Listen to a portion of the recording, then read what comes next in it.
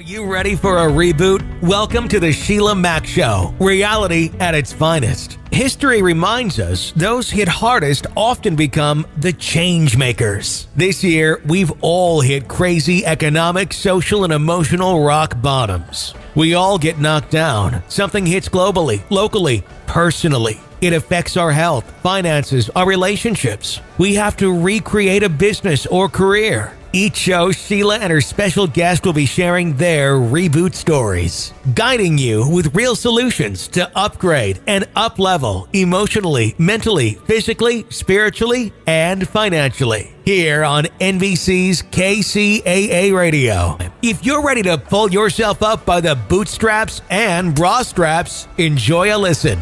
Here's Sheila. Welcome to the Sheila Mac Show, reality at its finest. Here we have real people sharing real stories and actionable steps to help you reinvent, rebuild, and reboot your business and personal life on your terms. I'm your host, Sheila Mac, and today we have special guest Brianna Dunbar. Brianna was born in New York and raised by a single mom of 5 kids. Through her struggles with self-worth and battling an eating disorder for over a decade, Brianna found herself packing everything in her Honda Civic and moving 3,000 miles to California, where she knew no one, to chase an entrepreneurial dream. She found her passion voice and used her scrappiness and hardships to achieve something no one ever thought she could. Until she found herself in the middle of her own divorce, leaving her a single mom of 3. Now she's remarried. Brianna lives in Austin with her husband and 3 children, and 1 on the way, as she continues to build companies and empower women to see they are enough. All right. Welcome to the show, Brianna. Thank you. Thank you for having me. Happy to be here.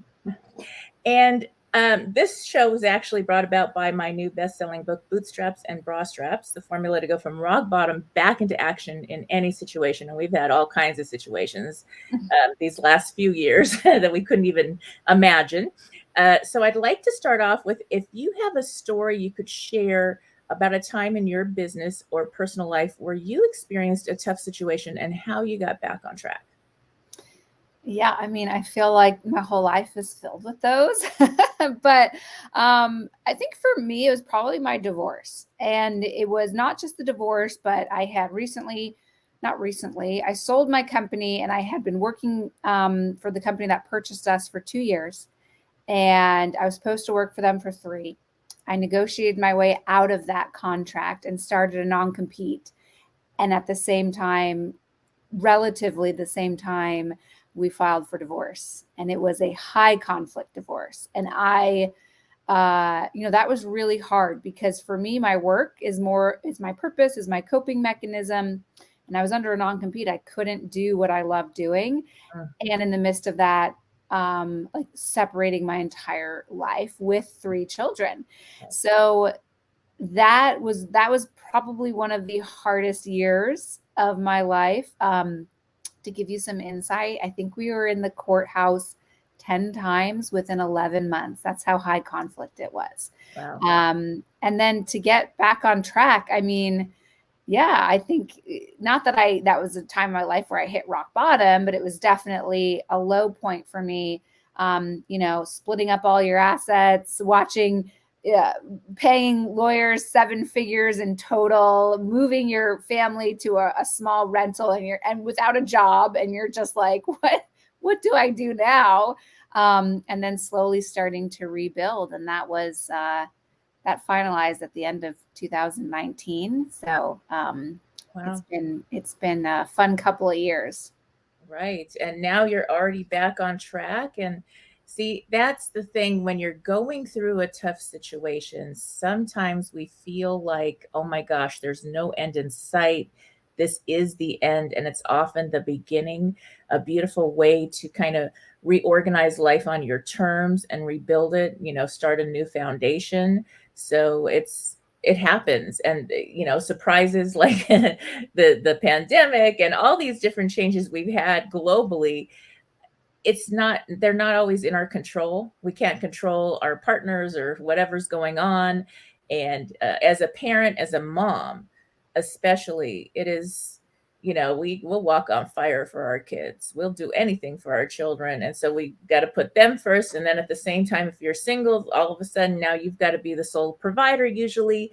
And so there's this conflict of, how do I support the kids emotionally going through this, and my own your own emotional stuff, and then be present at work. So what was the secret? What was the one thing that helped you through all that?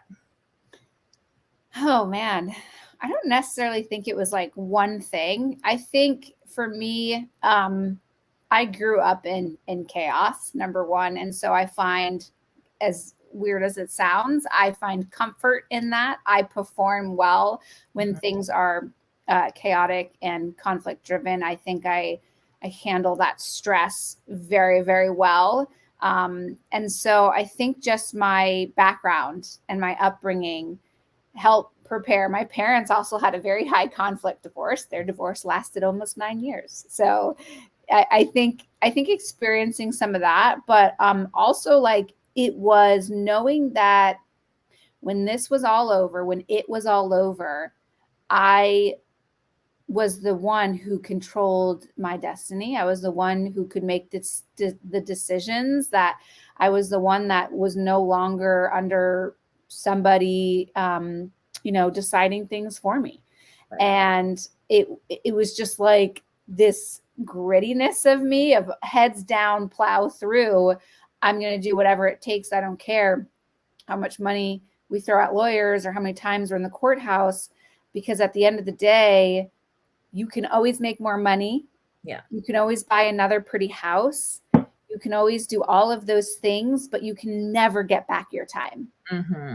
And it was just knowing that I had to do whatever it took so I could start my own journey, my own self, and everything else I'll figure out, because I can make those things happen again. I did it once, I can do it again. So I think it was just the mindset of this is temporary. And the faster I move through this and get over it, the more opportunity and time I have to regain myself. Mm-hmm.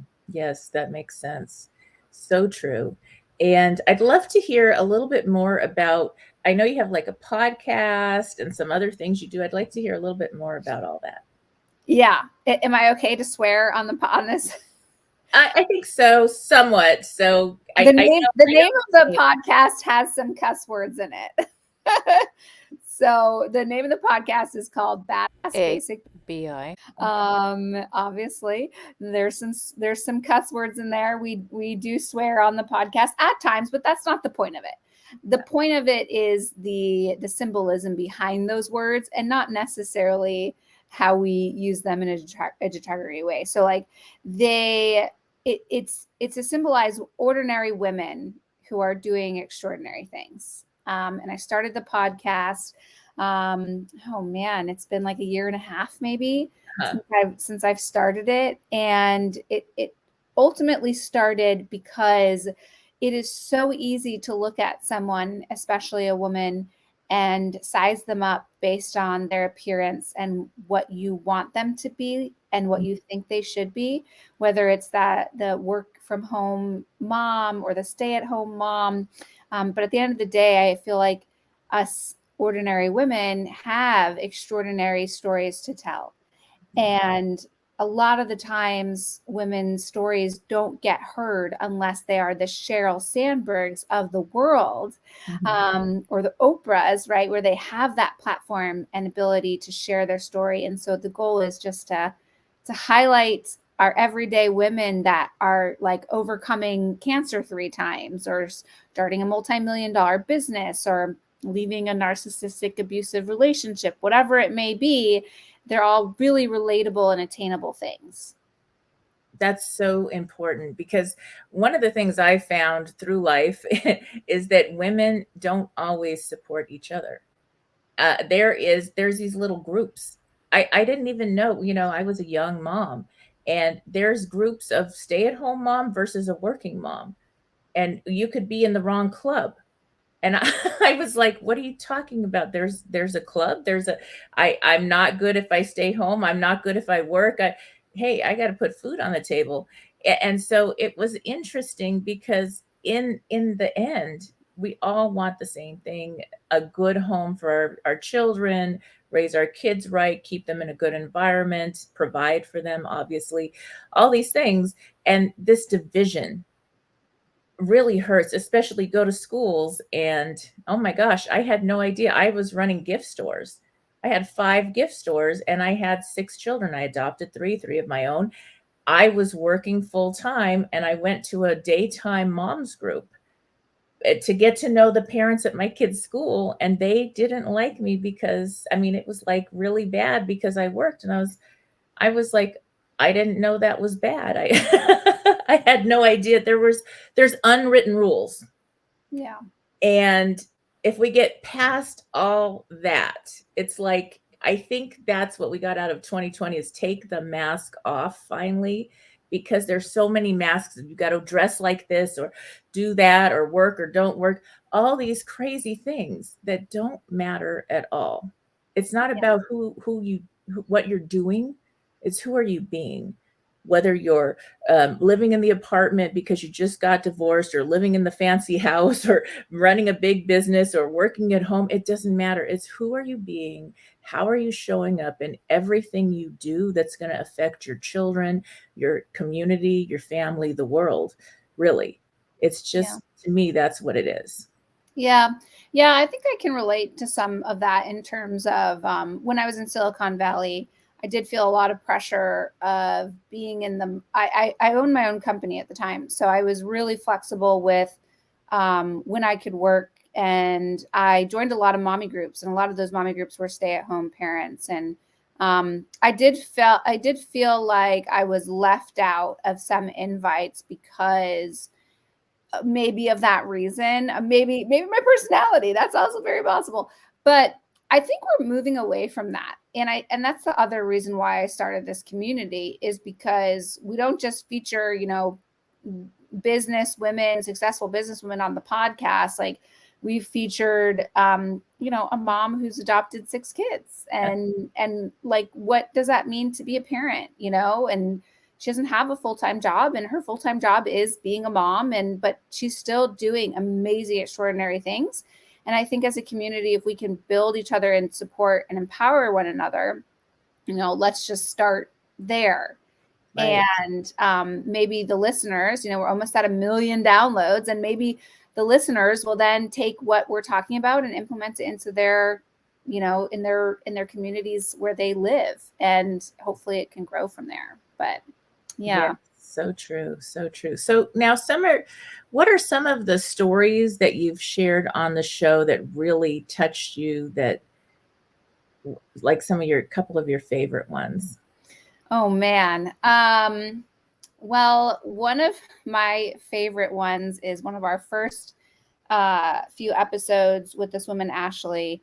She got married on her honeymoon, realized that he was an addict, and went through that marriage with someone who was actively using in his addiction, unwilling to get help, and then got cancer twice.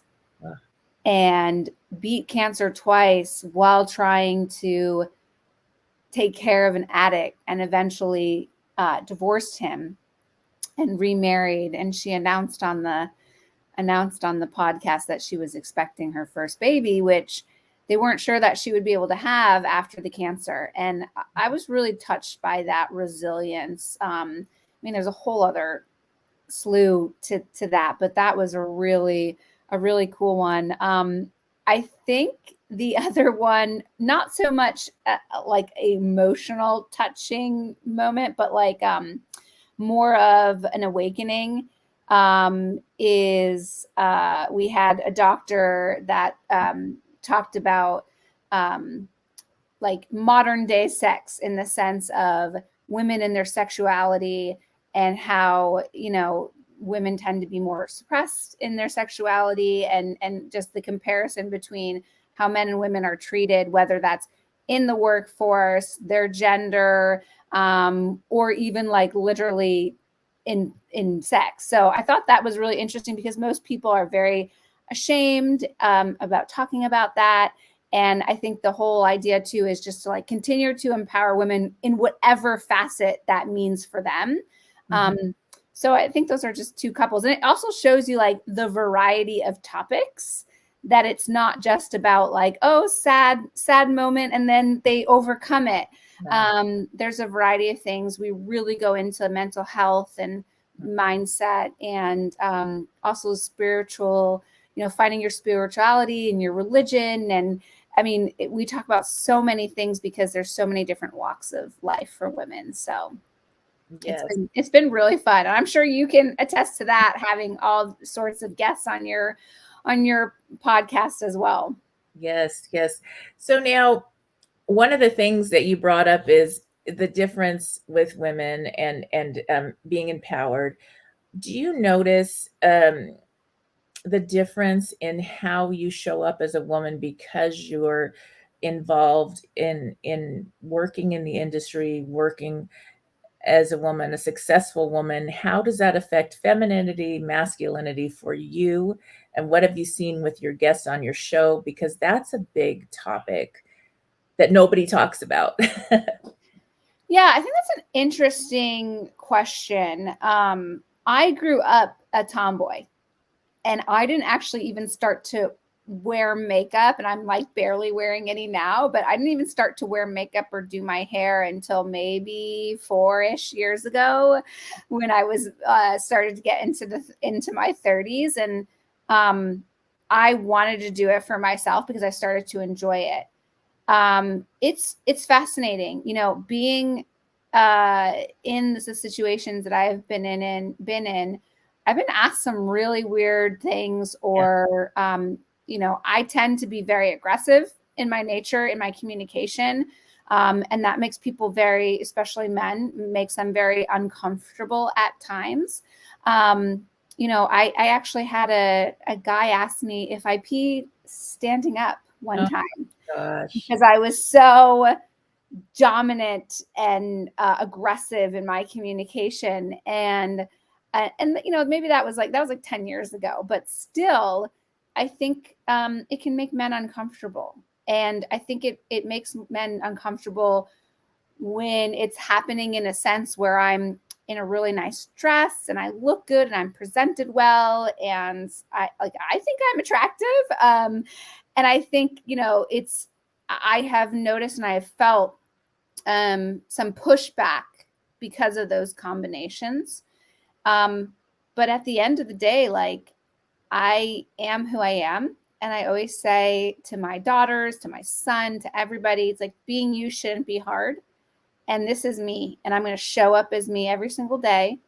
And I am not in control of your feelings or whether or not you like me. And it is not my job to convince you to like me. My job is to be me. And my actual job is to get these things done. And if that makes you feel uncomfortable, well, let's try to figure that out. But a lot of times you're in control of your own feelings. So if you're uncomfortable, you need to figure out why you are uncomfortable. But that's an interesting topic. Yes.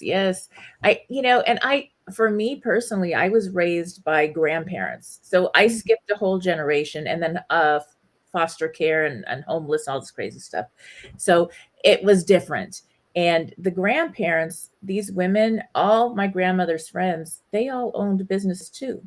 So for me, now they were very feminine, but they had 200 employees, and people would just do what they said. And that was normal for me. So I had no idea that I would have in my idea was I don't have to be in my masculine to run a good business at all, because I saw a different model. Yeah. A completely different model. And so that to me was a real save, and it was very different. And I was kind of more of a tomboy anyway, but I was very it's weird because I was very feminine, but I played sports and did all that. And so it was a combination, but I was me. And I wasn't concerned about that. And that made a big difference, because I didn't put the side of me down that is the feminine side that a lot of people tend to do to get success. I didn't do that piece. But I also did have, because I was homeless and had all those things, I was able to, if I have to be in my masculine to protect myself, I think that's when I would go there. And we are taking a quick break. If you are just tuning in, this is NBC Sheila Mac Show here on KCAA Radio, the station that leaves no listener behind. I'm your host, Sheila Mac, and I'm inviting you to check out my new best-selling book, Bootstraps and Bra Straps, the formula to go from rock bottom back into action in any situation. And talking about situations, I think career shifts are so important right now. And one of the best things you can do is get some good training to diversify in today's market. If you're just tuning in, this is NBC Sheila Mac Show here on KCAA Radio, the station that leaves no listener behind. I'm your host, Sheila Mac, and I'd like to give a special thank you and shout out to Team Treehouse Online Coding Bootcamp. Are you ready to launch your new career in coding? Treehouse has one of the best and most affordable online classrooms for you. At Treehouse, we've rethought the learning process and built a proven system to get you the skills and knowledge you need to achieve your goals. When you're done with a course, you haven't just watched a video, you learned, practiced, and absorbed a concept. Or choose to build a portfolio, create a network, and land your dream job with our boot camp style tech degree program. Land a development job this year. Whatever your goal, will get you there. Get 50% off your first month as a podcast listener through our special discount link. That's right, there'll be a 50% off the first month discount link here in the show notes at kcaaradio.com, as well as at Sheila Mac Show on YouTube. To learn more about the tech degree and training programs available, go to www.teamtreehouse.com. Where if I needed to be safe, watch out. But I can protect myself. But that was something that it's a real different thing. Yeah. My husband's mother, who I call my bonus parent, my bonus mom, she describes me as having a soft front and a strong back. Nice. And I think that I am that way, whether I'm parenting or I'm leading. I lead with grace. I think that's probably the best way to describe it. Is I'm empathetic. I understand that stuff happens. Yeah. I want to be there to support people, to mentor people. I want to have that approachability, but I'm also very firm in boundaries, in discipline, in getting stuff done. And I think there's a benefit there to have that combination, because you, at least me personally, I feel like, and I've been told this even by my current coworkers and employees, is that it's like I have a way of communicating like very directly, but in a way where it's very comforting. Right. And I think, I don't know, I think that's a gift that some women have, especially women that have dealt with children and being a mother, because that's how you have to communicate to them. So there's benefits there too. It's like you said, you don't always have to be in your masculine and demand respect and have confidence. And, also in some of my leadership meetings, I cry. Like, that's just who I am. And if I'm not going to hide it. And if some employers or projects don't like that, then so that's what I am. But there's some times when I am emotional and I cry, and I'm just like, this is who I am. I am vulnerably me. And this is me. But it also means that people see that and they respect that and they trust you because you're showing that vulnerability as well. So I think it's a good mix. Now, if you could share with the audience maybe a tip for how do you parent and run your business or businesses, how do you have that? I don't know if balance exists, but how do you have that flow happen where you're able to be present with your children and still get everything done? Yeah, I get asked this question A lot, especially with my mom friends who like see me volunteering, see me going to the parent nights and the kids and all of this, and they're like, "Don't you like? How do you do it all?" The answer is I don't. I don't do it all. I am like the queen of outsourcing, but I outsource the things that are not important to me, like laundry, like cleaning my house. I have someone come in and help with cooking 3 days a week. They prep meals for 3 of the days. And I don't hide from that. I don't say I do it all. I talk about it. It's something that is valuable to us. We don't go out to eat. We spend money for someone to come in and help us. And I'm not ashamed of that. And I'm not bragging about it. It's just, it is what it is. And this is what works for us. But yeah, I have a lot of people helping me, a community helping me do this. You know, we have an au pair that lives with us. And also like I book time with my children and no one's allowed to go over it for work. It's like, I don't care. Taking my kids to their swim practice is the most important thing for that time period. And I have to stay committed to doing that because I owe them that promise versus anyone else first. Exactly. That's beautiful. So, yeah. Yes. So I had my gift stores, 5 gift stores, and each store had probably 800 square feet. It was like 5,000 square feet plus. So they were big stores.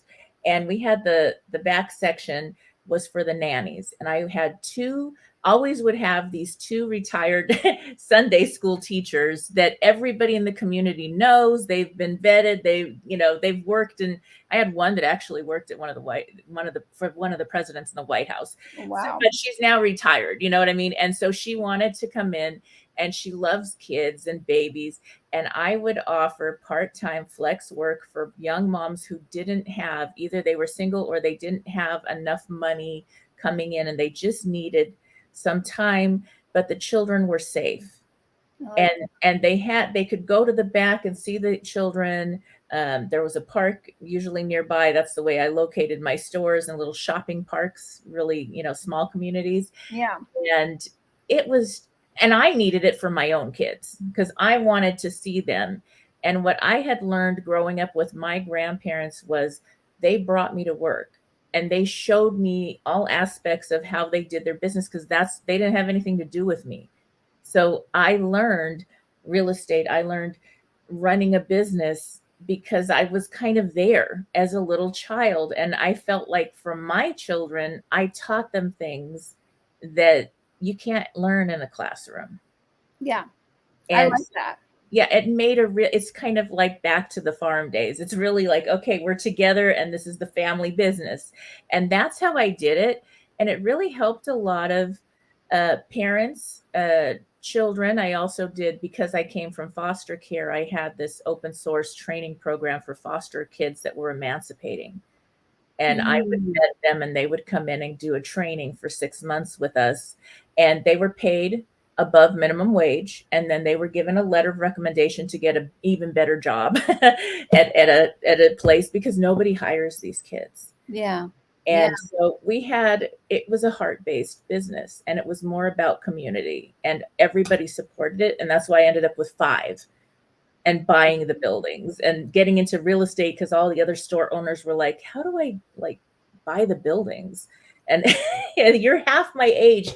I started when I was 23. You're half my age. What are you doing? And so it was all, and to me, the kids were my heart, my children and the foster kids and the kids that were going through the training program. That was more about my business than selling gifts. Yeah. Whatever the community wanted to have, we provided. We could order these gifts, fine. But it was really more about that. And so I think that it's how you structure, however you're doing your work, and ways to trade and work together as moms. And that's where, like, the community I created was the moms that were stay at home. Sometimes they would help with babysitting. We would exchange instead of this whole I don't know, cliques and different enemy court, you're this, you're that. Like if we can, those moms staying at home needed extra money too.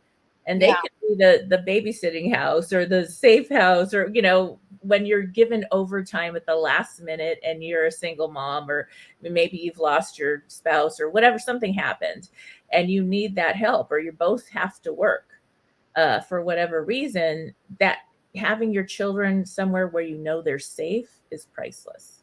Yeah. Yeah. And I love that story. I think that's like really beautiful. And I am a believer of you get what you put in. Yeah.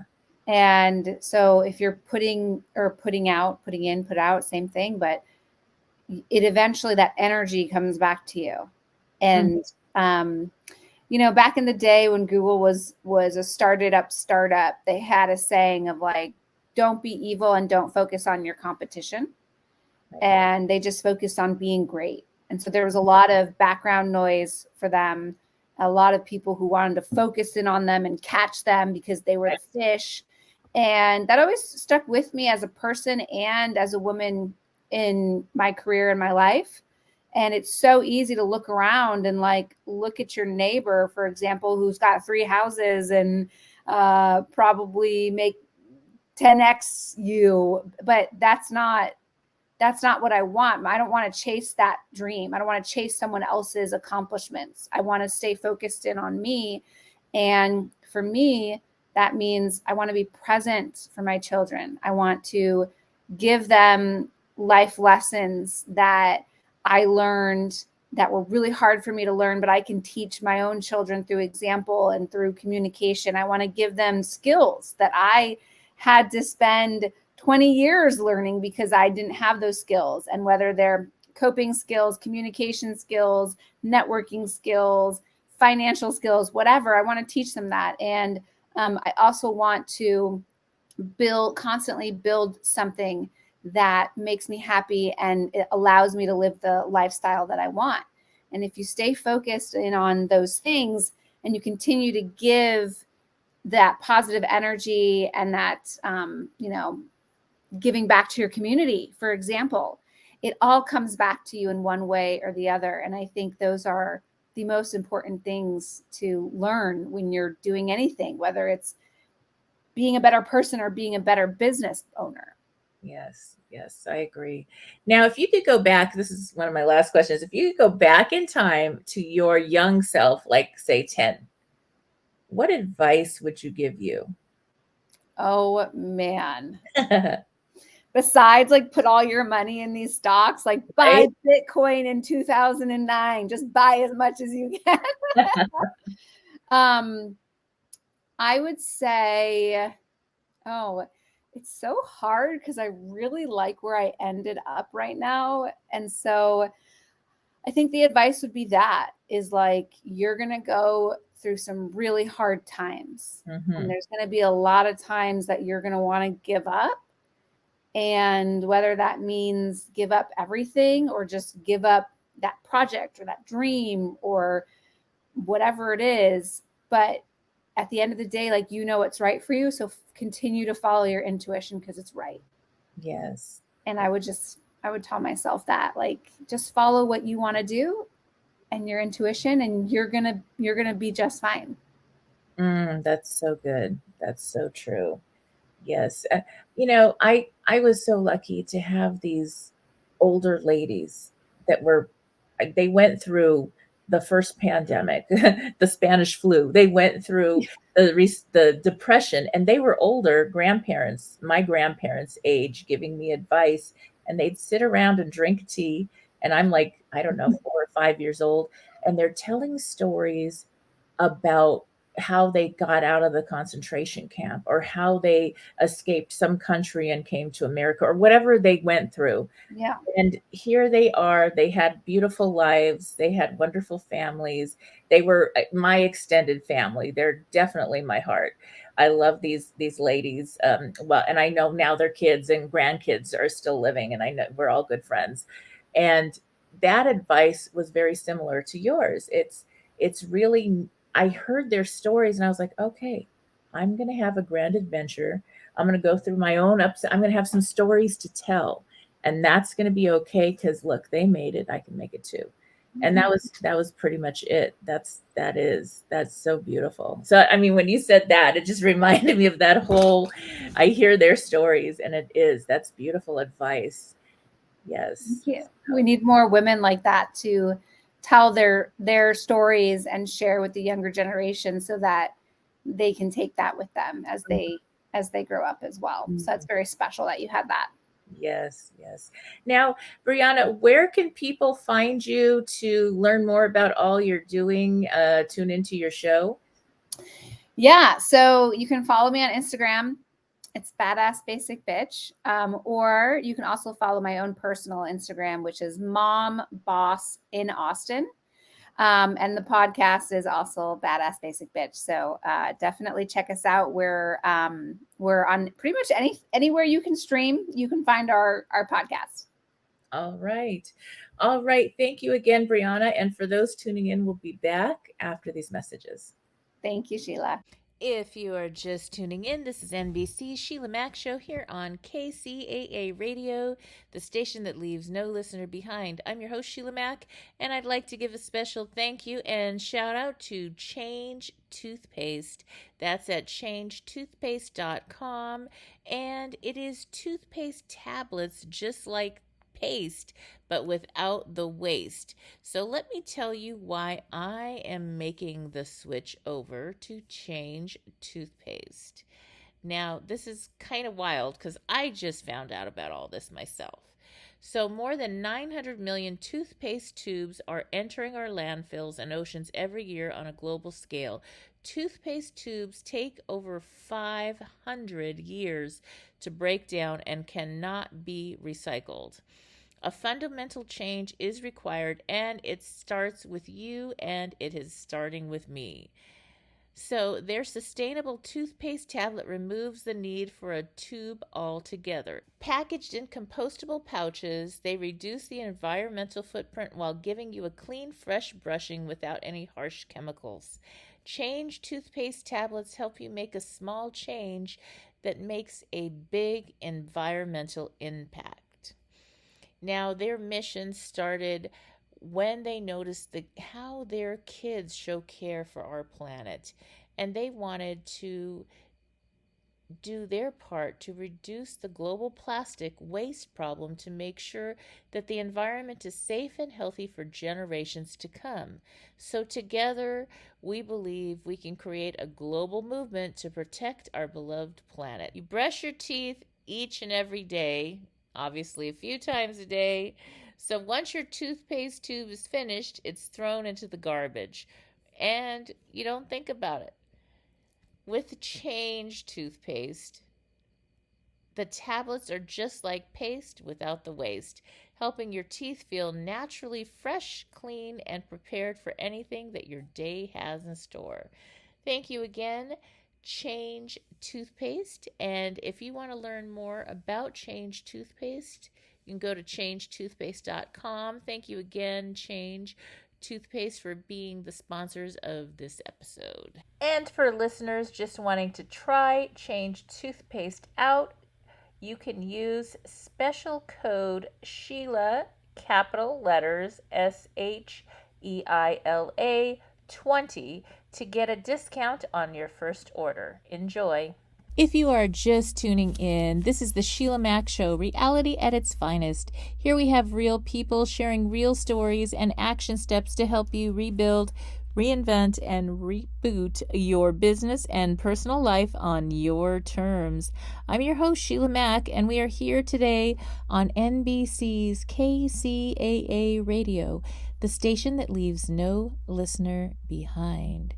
How can we make sure to give ourselves the vacation time and even the small trips? Sometimes I know lots of people, they live in a state or a country and they haven't even seen their own beautiful sites, their own botanical gardens or historic places to visit, mountains to climb in the area, what have you. So it may be that you're going to be traveling and having your own adventure as a family or even as a work group, as something fun to do, where maybe you go have a a work meeting at one of the botanical gardens or some other place in the area that is permitted, and that you can get out of the office or out of homes and into nature.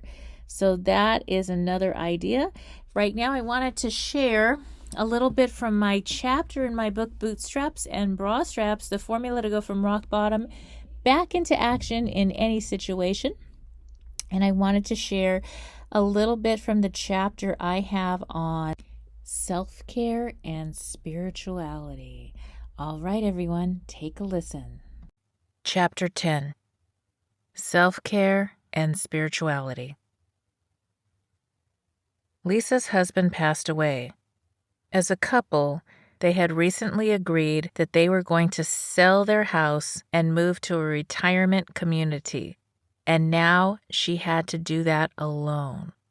Between the loss of her husband and the home her son had grown up in, Lisa was hit with a double whammy of grief.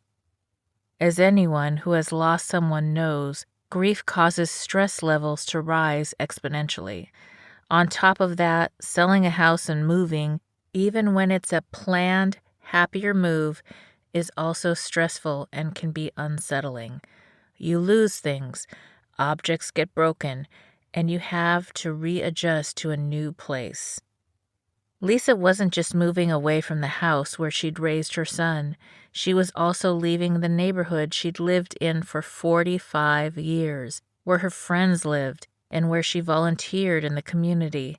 She felt she was losing everything in her life at once. Lisa and I started talking because she needed some support through all these decisions and upheaval. She was even overwhelmed with things she was usually quite good at, her paperwork and taxes, because of all the changes she was going through at once. As we talked, she told me how she took care of her husband, her son, and her community. But she had never taken time for herself, and now she was faced with too much time. I gave her the challenge of doing one thing for herself every day, as if she was doing it for her husband or close friend. If someone showed up on her doorstep in pain, stressed out, or going through something, Lisa would drop everything to help that person. Now, though, that person would be her. She was going to give herself as much attention, honor, and love as she gave to so many other people. And I asked her to send me pictures of her doing these things, so she would be held accountable. At first she was like, "Are you crazy?" I promised her it would help, even though she thought it would be dumb. For me, I told her, do it for me if you're not going to do it for yourself. The first day, Lisa sent me a picture of herself getting her nails done with the text, "I haven't had my nails done in months, not since before Dave got sick. It felt so good, and you were right. I kind of needed that break." "Great," I replied. "What are you doing tomorrow?" From survival mode to self-care. When we hit rock bottom situations in life, it tends to send us into survival mode. And when we're in that place, we're so busy making ends meet, struggling with grief, loss, and pain, and dealing with whatever is going on that we don't have a choice but to eliminate some of the things we usually do. When we have to go to work, then go visit somebody in the hospital, then pick up your kids, and you still have to make dinner and maintain a certain level of cleanliness in your home, or whatever duties you have to do, taking an hour for yourself to go to the gym or meditate gets pushed aside. It's just today, you tell yourself, but then tomorrow comes and goes, and another day and another. The next thing you know, it's been a month or two, and then you really start to notice the difference. One day, you wake up and you're not who you used to be. When you aren't practicing self-care, it shows up all over. Maybe you're exhausted and not sleeping right. Maybe you're off your healthy diet. Perhaps you've pushed your meditation practice and it's showing up at work or with relationships. You start snapping at people you would never snap at. When you're already at rock bottom with one situation and then you realize how many of your healthy habits went in the fallout, it can be overwhelming. You've hit another rock bottom and you may be looking around and thinking, how do I get from here back to where I was? You start over. One step at a time. Starting over sounds scary, but there is good news. Your muscles have memory. Your body remembers healthy eating, and you can catch up on your sleep, but it's not going to happen in one day. It took you more than one day to reach this rock bottom place. One day of not cleaning up doesn't bring a mess into your life. One day of extra spending doesn't necessarily lead to a negative cash flow situation, so it's going to take a few days or even weeks to get back to where you were. The fastest way to start climbing up from rock bottom is to take small steps and focus on little wins. Do one small chore that's fallen by the wayside, and then one reward to yourself, and do one small act of self-care too. As you do one, the other becomes easier, and you climb back up from your rock bottom.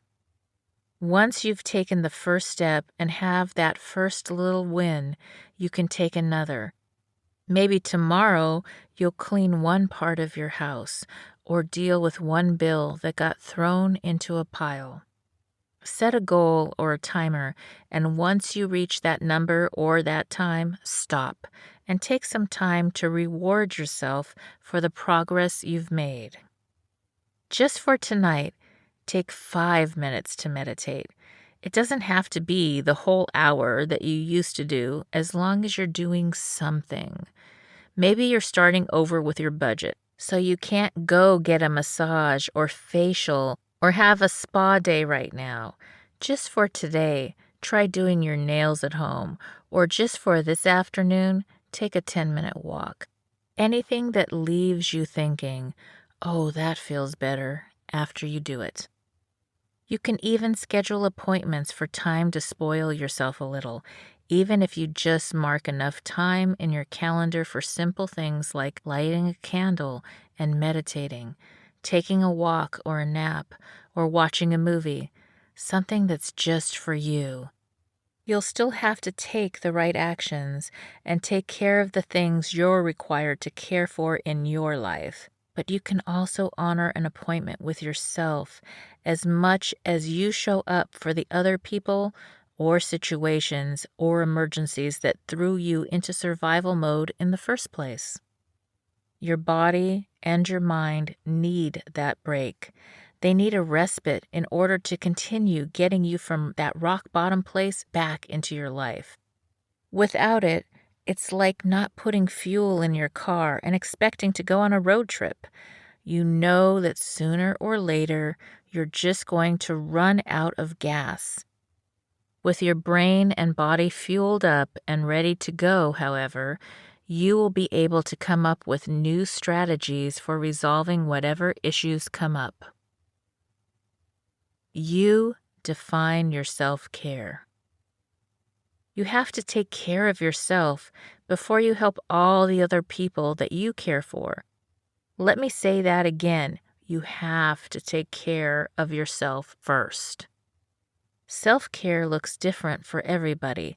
It may include meditating, praying or another spiritual practice, doing yoga, walking, running, lifting weights, playing sports, playing a musical instrument, seeing a movie, dancing, journaling, reading, being in nature, gardening, horseback riding, getting your hair or nails done, getting a facial or massage, painting a picture or creating art, sleeping in or taking a nap as a gift to your body, just sitting and being happy doing nothing. What do all these things have in common? They are activities that you do for you. And if you're not used to practicing self-care, how do you get started? Self-care is individual, It's whatever fills your soul, not anybody else's. So first, think about what fuels you.